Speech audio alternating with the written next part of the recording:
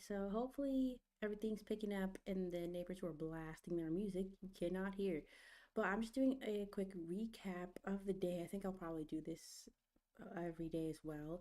Is do a recap of the previous trading day just so that because I won't be streaming all of it. So yeah, let's get right into it. So this is what we have. Well, what are we even looking at? That's a great question. This is not what we have. Never mind. Please hold on that. Okay. Forgot we're live. So I can't pause the video. Anyways, so here's where we are. So this morning, actually, this is this morning. Okay, so this morning, a couple things happened. A few different things happened. So, our initial entry was for a long, and we got in late. So we entered up here actually, and then we had this flip over, and so this is where I got out of the trade. I got out here because I entered late. This could have been This could have been somewhat profitable if we had gotten in early, but it just wasn't. And then when it flipped, right, we had that second crossover, right, because one of them's gonna be right, one of them's gonna be a fake out, and that this was the one that ended up being right. And this is where the entry should have been, but I got out here. But for some odd reason, I didn't get back in. Don't know why. So that is where the entry should have been. And if you want to take your cursor and just measure, so the total drawdown would have been about 3 ticks, which is pretty good. Let's come over here, just shrink that a little bit. The total profit would have been 93 ticks, which is awesome for just one contract, right? If he had been in more, it would have been a lot more. But that's the kind of thing we're trying to get in. I don't know why I didn't reverse this and I just got out instead. But that's kind of a recap of just what happened, and I did explain that in the actual video, but yeah, I just want to be able to come back and look at what I did and have a little bit more of a clear mindset of where I went wrong, where I went right, and then be able to come back. And so one of the things that I did note, and I hope that my that the voice is also in time with like the picture, because I was having that issue and I guess I should have gone back and checked that, but I did not. So if there's a delay, my bad. Um yeah, so what I did note was the reason why I didn't want to take any of these buy crossovers that did happen was because we're in a supply zone. If you notice, we've been selling from this zone very well. Right here, here we sold from it, here, all of this. And I do also talk about that in my other video, is that we have been selling from this. And so that's why I didn't want to buy from it when I did buy, and then we stalled out right here. Was like, okay, but this is not a good area to buy from because we'd have to break this, and it could be a really fast break out of here, or it's just gonna sell like it's been doing, which is exactly what it did, and just broke through this entirely. So right, just look at that solid bar all the way through, which is awesome, which is great. But again, this is where we wanted to be in, right here. And it wasn't even there. Yeah, it was there. This is where we wanted to be in, and I wasn't. And that's on me. I again, no clue why I didn't just come in here and be all like, oh, okay, I'm just gonna reverse the trade. Instead, I was trying to get out of it, get out of the buy, which is a good thing because it just dumped. So, anyways, so yeah, that's my recap of what happened. We used this supply demand zone and made a judgment on which way the trade was most likely gonna go. But the problem was we didn't execute on that. I say, wait, I'm talking about myself. Oh, we didn't execute on that, and it ended up going beautifully down.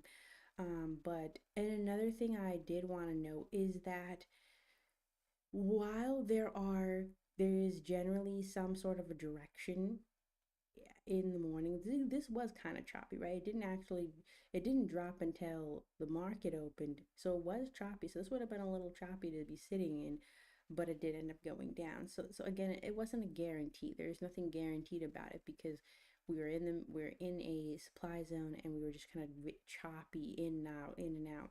And so, not horrible analysis to say, hey, we're in this zone. It could go either way. I'm not gonna, put a wide stop loss and basically kind of gamble that, right? And that's essentially what you would have been doing here. But it was a decent analysis. The other thing is I want to look at is what happens at noon or between 11 and noon. The market also tends, what I've noticed is the market has a pattern of establishing, right? We establish a direction, right? In the morning when we establish direction, there's usually some sort of a pullback, right? If we go back, I say usually, if we go back, right? The market, for example, here it established direction pretty early on and then it just kept going all morning, right? And then we have like these pullbacks, right? But the direction was established fairly early on. But my goal and what I want to see, because even here, if you look at here, right, around 12, we have somewhat of a pull, but it's not a big one. And then, but this was such a strong downtrend. What I want to see is I want to see if there are patterns later in the day that we can capitalize off of, right? Like what happens between, for example, 11 and 12, right? Does the market correct itself, right? If we've had maybe kind of a drop and then some sort of a choppy rest of the day, does the market smooth itself out near the end? And I can actually kind of do that with this. Um, and it's not 100%. It's not great as far as like whether trades would have been held or not. Like this one is that first one I was along. Um, well, I think it was a short. I don't really know. And then yeah, this one I was negative. It took a few in here that I would not have taken. But let's just go to the overview, right? So let's do this. Let's change the parameters of this. So I created this strategy right here to basically um filter out times or filter the trading session to see when again this strategy is most profitable, because if you just throw it on the chart it's not profitable at all. But when you limit it to specific time frames, that's when you start seeing profit. And yes, this is only 24%, which is terrible. Um, but that's because the way that this is set up, like again, it's a 2 tick stop loss.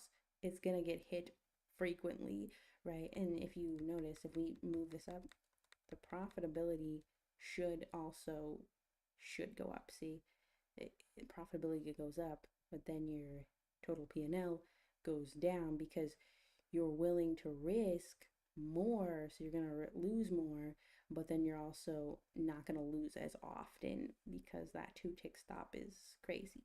But ignoring that, right?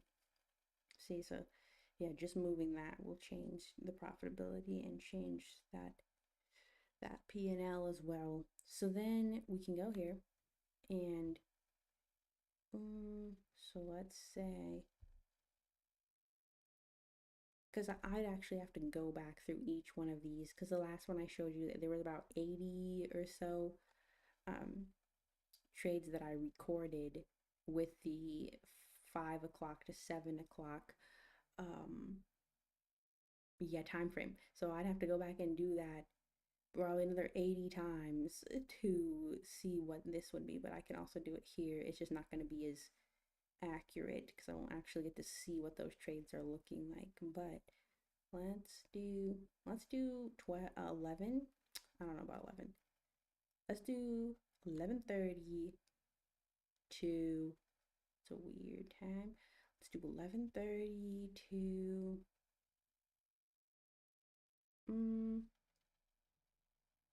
12:15. Let's see what that looks like. Yeah, again with this, right?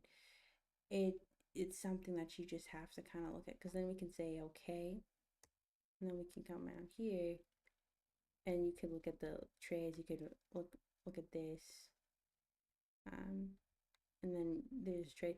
I do like this, and I do have the deep back testing, but I do need to go cancel my. I bought like the premium membership. I need to go cancel it before it renews. Um, but yeah, overall, you can kind of see, yeah, gross loss was 16,000, right? Just because of, oof, that's not good. But, now it goes away. Earlier would not let me. That was so weird. But yeah, and then it just kind of breaks down, and you can do the deep back testing where you can go back, years and years and see how profitable something was over years, right? See, the largest winning trade was 7,000. Largest losing trade was almost 2,000, which is actually, it's pretty decent. It's pretty decent.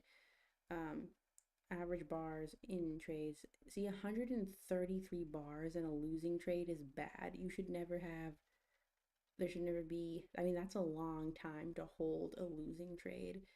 Um, but yeah, that's crazy. Um, and that's 3 minute bars, right? So so that's what, three over 300 minutes. That's crazy.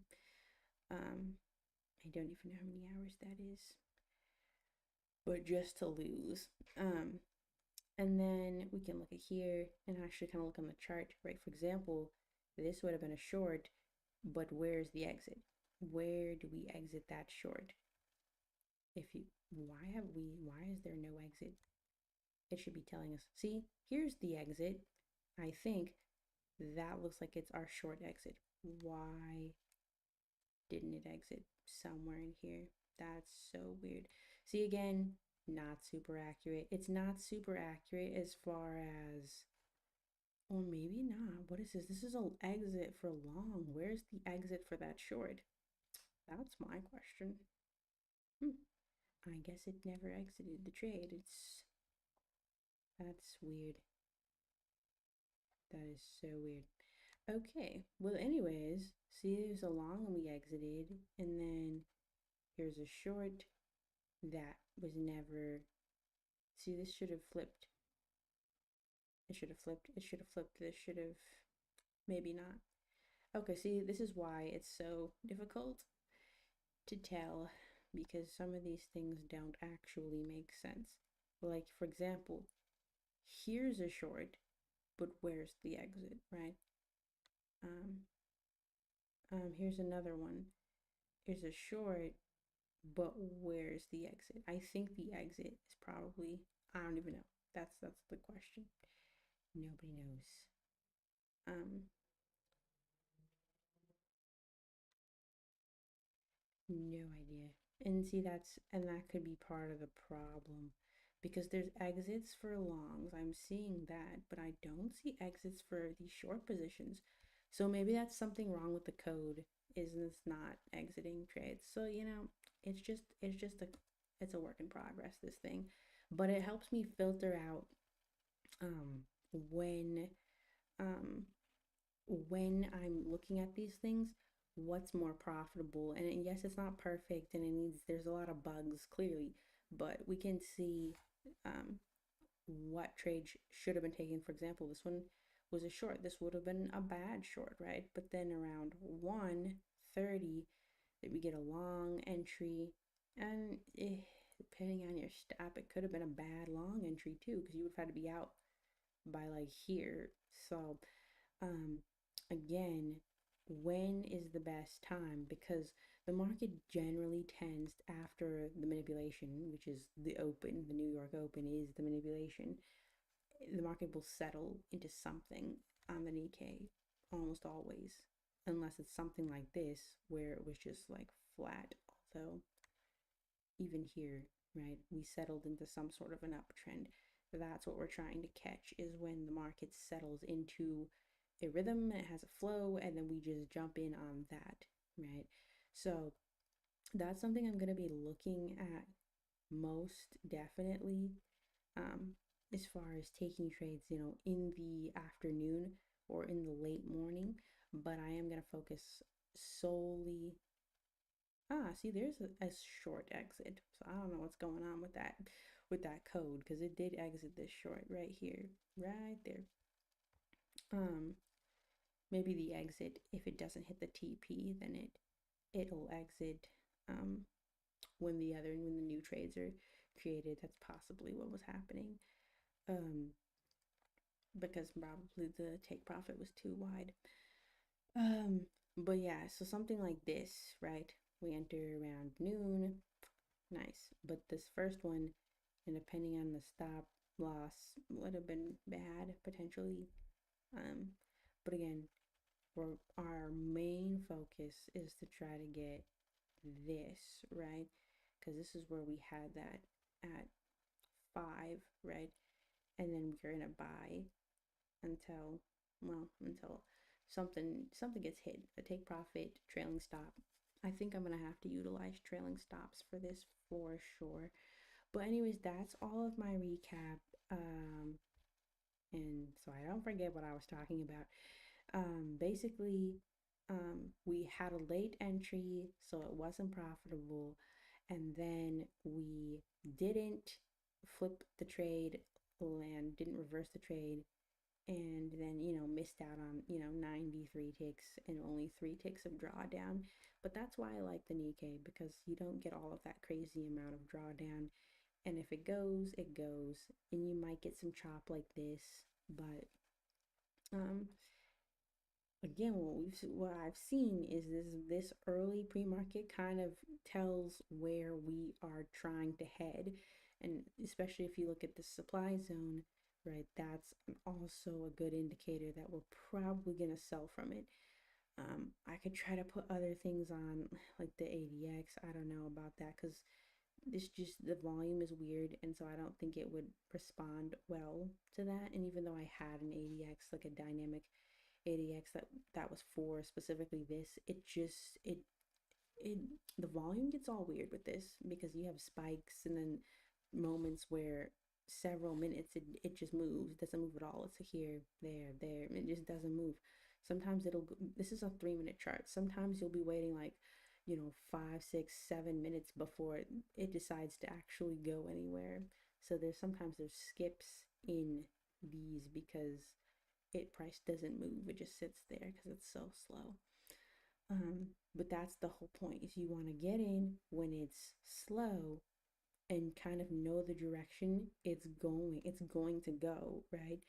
Get in when it's slow and then just hold it. And then when this happens, right, when this stuff happens, you're not trying to, oh no, I gotta get in here, or I gotta, because then you risk, these wicks. You start risking getting in where there's wicking and all of this other fast movement. You don't want to be in, like, you want to already be in the trade and in on the right side of the trade too before stuff like that happens. So yeah, that's just a recap. We'll be back tomorrow, hopefully on time, not waking up late, and we'll do the same thing again. Yep, do it again and again and again. Um, but yeah, that is all I believe I have for this video. And yeah, let's see. Boop, boop, boop, boop. Yeah, I don't know. I have this up as well, which, my theory could be the same for this as well. Because these, again, they did basically the exact same thing. Um, the exact same thing, right? And they even have that same little whoop where it came up, down, and then I kept buying up and up and up. And it's not always a perfect match, but that was a great match. Yes, almost too perfect, almost too perfect. And we don't always see stuff like that. But this is the NQ and this is the Nikkei, and there are similarities for sure. This is clearly a day where there's a lot of similarities, but all you gotta do is find the direction that's going and then just have a wide enough stop so you don't get stopped out and then just ride that. So, because even here, when it was falling like this, there would have still been opportunity to get in, even when it's falling, but you risk the manipulation of market open, and that tends to happen a lot. And this is just one of those days where it didn't do a lot of that, it just dropped. But you're gonna get days where it doesn't. And you also notice how it bought back up into this range, but here it didn't buy back up into the range. So there's gonna be differences always. It's not gonna be perfect, but this is a hard indice. Is it an indice? I don't know. It's a hard one to trade just because of how it moves, how slow it moves, and trying to get entries. Because if you rewatched my previous video, there was a moment where it was just sitting. I think that's when I was trying to get out of this buy so I could get in a short that I never got in, but where it was just sitting there and it wasn't taking me out because there's not enough people in the market. It doesn't move as fast as these other ones do. So, but when it does move, it can move quickly, and at $25 a tick, that's a lot that you can lose in just a short amount of time. So, yeah, that's all I got for today, and hopefully we'll be back tomorrow. Well, we will be back tomorrow, but hopefully it'll be on time. And I gotta get ready. Oof, I gotta get ready to go to the gym.